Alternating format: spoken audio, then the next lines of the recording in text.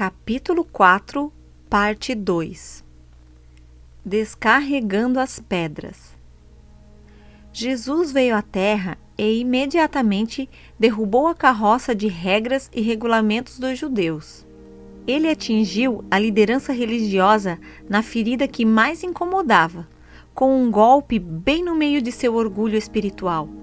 Ai de vós também, doutores da lei, que carregais os homens com cargas difíceis de transportar, e vós mesmos nem ainda com um dos vossos dedos tocais essas cargas. Lucas, capítulo 11, versículo 46. Para os desamparados que estão sob o peso da lei, Cristo se tornou um carregador de cargas. Vinde a mim, todos os que estáis cansados e oprimidos, e eu vos aliviarei. Mateus, capítulo 11, versículo 28. Mas para aqueles que colocam sua fé em seus afazeres religiosos, ele adicionou mais um fardo. Falta-te uma coisa, disse Jesus ao jovem rico. Vai e vende tudo quanto tens, e dá aos pobres. E vem e segue-me. Marcos, capítulo 10, versículo 21. Jesus sabia que mais cedo ou mais tarde o fardo legalista ficaria pesado demais para ser carregado e os religiosos clamariam por alívio, e lá estaria ele. Jesus derrubou todas as tradições dos homens, a ditadura do faça isso, faça aquilo, que obscurecia a face de Deus. Este é Deus, declarou ao mundo. Olhe e perceba, Ele o ama. Ele me enviou para que você tenha vida e amizade com Ele. Não é a aparência exterior que interessa ao Pai, é seu interior. Foi o que Jesus disse a Marta naquela tarde agitada. Estás ansiosa e afadigada com muitas coisas, mas uma só é necessária. E qual era essa coisa necessária? Não era cozinhar, limpar ou fazer boas obras, mas conhecer a Deus, ouvir sua voz, deixar a cozinha por tempo suficiente para experimentar a comunhão e a intimidade da sala de estar. Uma só coisa é necessária. Com essas palavras, Cristo repeliu todo o chauvinismo e preconceito, toda tradição e ritual. No tocante aos assuntos espirituais, as mulheres não precisavam mais ficar do lado de fora olhando. Certamente, assim como a morte de Cristo restaurou o relacionamento entre Deus e a humanidade, as palavras de Jesus naquele dia removeram o obstáculo que separava as mulheres de seu Criador. As Escrituras não relatam a resposta de Marta à declaração estupenda de Jesus. Todavia, posso ver Jesus oferecendo sua mão, dando boas-vindas a Marta para se juntar a Maria que estava aos seus pés. Gostaria de saber o que Marta fez então. Talvez tenha dado depressa alguma desculpa. O jantar, seu avental, seu cabelo. Talvez ela tenha se retirado como alguém que recebe uma repreensão. Ou, quem sabe, quando parou ali e contemplou os olhos do Mestre, tenha dobrado os joelhos e começado a ouvir. O fato é que não sabemos. Embora as respostas negativas ao convite de Jesus em geral sejam mencionadas na Bíblia, o jovem rico partiu triste e os defensores da lei foram embora furiosos. O desfecho dessa história em particular não foi descrito. Talvez seja para nos dar a oportunidade de escolher a nossa própria resposta. O que faríamos se soubéssemos que perdemos a melhor parte preparada por Deus para nós? Dobraríamos nossos joelhos ou voltaríamos para nossa rotina? Daríamos desculpas esfarrapadas ou teríamos um coração humilde? É difícil ignorar o amor de Jesus. A doce persuasão do Espírito Santo acalma nossos temores e despedaça nossas justificativas. Com base em seus encontros posteriores com Jesus, que abordaremos nos próximos capítulos, penso saber exatamente o que aconteceu com Marta. Acredito que ela seguiu a recomendação de seu mestre, dobrou os joelhos e ficou a seus pés. Ela permitiu que Deus esvaziasse sua carroça tão carregada de cuidados e depois a enchesse com sua presença. Somente quando Marta abandonou a extensa lista de obrigações e começou a fazer a única coisa necessária é que começou a dar a Deus o que realmente ele desejava: descarregando pedras. Quando minha amiga Trícia começou a se sentir oprimida por sua vida agitada demais, ela e o marido decidiram tirar algumas pedras de suas carroças sobrecarregadas. Aqui está o simples procedimento seguido por eles. Talvez seja útil para você também. 1. Fizeram uma lista de todas as atividades em que estavam envolvidos: filhos, trabalho, igreja e etc. 2. Oraram a respeito e priorizaram as atividades conforme sua importância, classificando cada uma com um número de 1 a 4. 3. Então, eliminaram todos os itens classificados com o número 4. Embora possa parecer bastante simplista, esse processo realmente ajudou John e Trícia a aliviarem o peso. Foi difícil deixar as coisas que gostávamos do lado de fora, diz Trícia, mas a liberdade e a paz que ganhamos valem mais do que elas. Ora, pois assim diz o Senhor dos Exércitos: aplicai vosso coração aos vossos caminhos. Ageu, capítulo 1, versículo 5. Dando o presente desejado por Deus. Eu e meu marido éramos casados há menos de um ano, e o dia de meu aniversário estava próximo. Ele fazia segredo quanto aos seus planos para a comemoração, e eu estava certa de que aquele aniversário seria maravilhoso. E foi. Cheguei em casa e encontrei luzes de vela e rosas, nossa porcelana nova sobre a mesa e sobre o balcão, um bolo de aniversário feito em casa.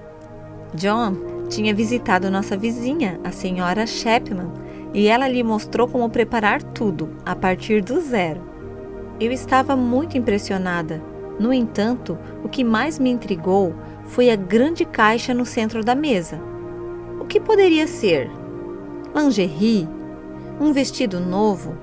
Chocolate? John parecia tão entusiasmado quanto eu e insistia que eu abrisse a caixa antes do jantar. Espero que você goste, disse John com os olhos tão brilhantes como os de um garotinho. Você disse que precisava disso. Precisava disso. Devia ter sido minha primeira pista. Mais jovem e ingênua, compreendi que o presente seria ainda melhor do que eu pensava. Devia ser aquele caro processador de alimentos que admirei no centro da cidade. Cuidadosamente, desfiz o nó e comecei a desenrolar a fita até o fim. Abra, John apressava. Rasgue o papel e abra. Ríamos enquanto rasgava o lindo embrulho em grandes pedaços. Nenhum de nós podia imaginar a minha reação. E lá estava, debaixo do papel de presente mais caro, meu presente de aniversário em todo o seu resplendor. O amor da minha vida havia me dado não um, mas 2, pois ele é um homem muito generoso. Organizadores. Um para encaixar o ferro e a tábua de passar, e outro para colocar o esfregão e a vassoura. Eu não sabia o que dizer. John estava tão entusiasmado que insistia em pendurá-los imediatamente. Você disse que precisava, ele tagarelava enquanto procurava a chave de fenda. Eu precisava, não é? Respondi baixinho enquanto seguia até a área de serviço. Felizmente, éramos ainda recém-casados. Mordi os lábios antes de lhe dar um beijo de agradecimento, e por muitos anos John pensou ter me dado um presente maravilhoso. Ele deu. Com frequência, oferecemos um presente a Deus imaginando que isso é o que ele precisa ganhar. Na verdade, deveríamos parar e descobrir o que ele deseja. Fazemos promessas e tomamos decisões no ano novo para ocupar ainda mais a nossa mente.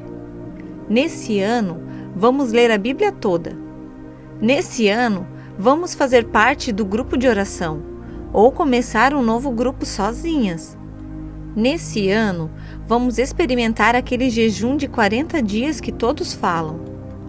Traçamos metas para sermos mais amáveis e menos egoístas. Procuramos oportunidades para servir a Deus. Visitamos um doente na segunda-feira.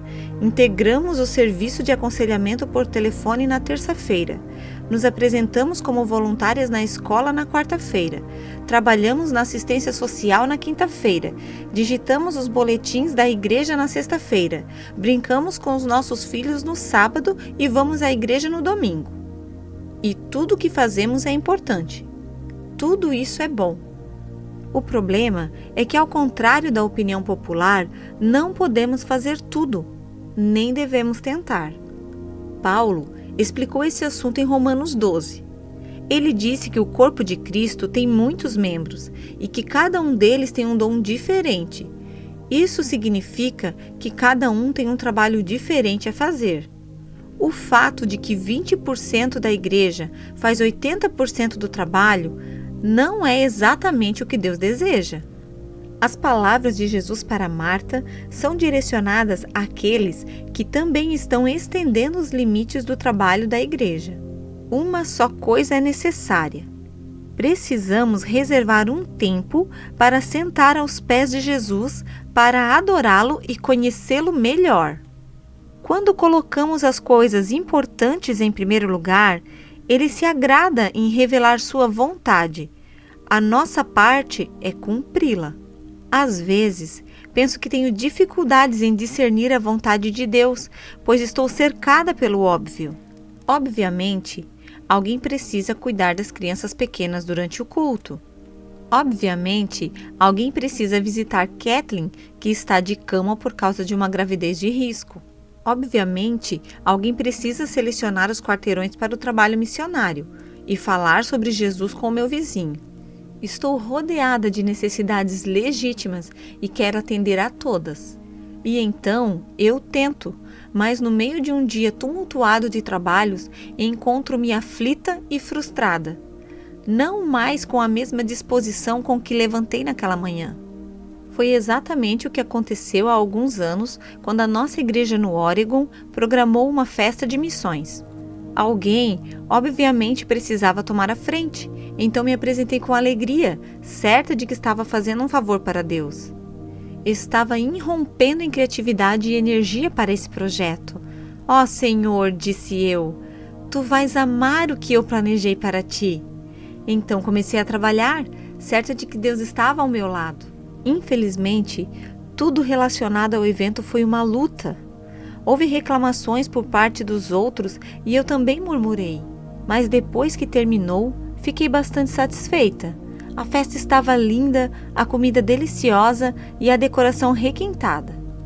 As pessoas foram tocadas pela mensagem missionária e foi arrecadado dinheiro para as necessidades cruciais. Lembro-me que suspirei com orgulho. Não estava maravilhoso, Senhor? Mas não ouvi nenhuma resposta em meu espírito. Foi como se eu me virasse para falar com Deus e não o encontrasse. Deus? Clamei em meu coração. Onde tu estás? Sua voz pareceu distante. Bem aqui, Joana. E lá ficou ele, pacientemente esperando no lugar onde eu havia lhe contado pela primeira vez meu plano glorioso. Pensei que estivesses nisso, Senhor, disse enquanto caminhava até o local onde ele se encontrava. Pensei que ficarias satisfeito. Mansamente, ele pegou minha mão e depois enxugou minhas lágrimas. Foi bom. Talvez tenha sido importante, mas não era o meu plano para você. Então entendi que, mesmo havendo muitas coisas necessárias a serem feitas, coisas que sou capaz e quero fazer, não devo fazer sempre tudo sozinha. Mesmo se eu tiver a responsabilidade sobre uma necessidade ou projeto, meu interesse ou preocupação não é um sinal infalível de que devo me encarregar de tudo. Deus pode estar me chamando apenas a orar, pedindo que a pessoa certa apareça e realize a tarefa. Além disso, posso estar roubando a bênção de outra pessoa enquanto faço tudo sozinha. Como eu desejava ter aprendido antes a esperar no Senhor. Uma boa parte de minha alegria e energia foi tragada por trabalhos e obrigações que não eram para mim.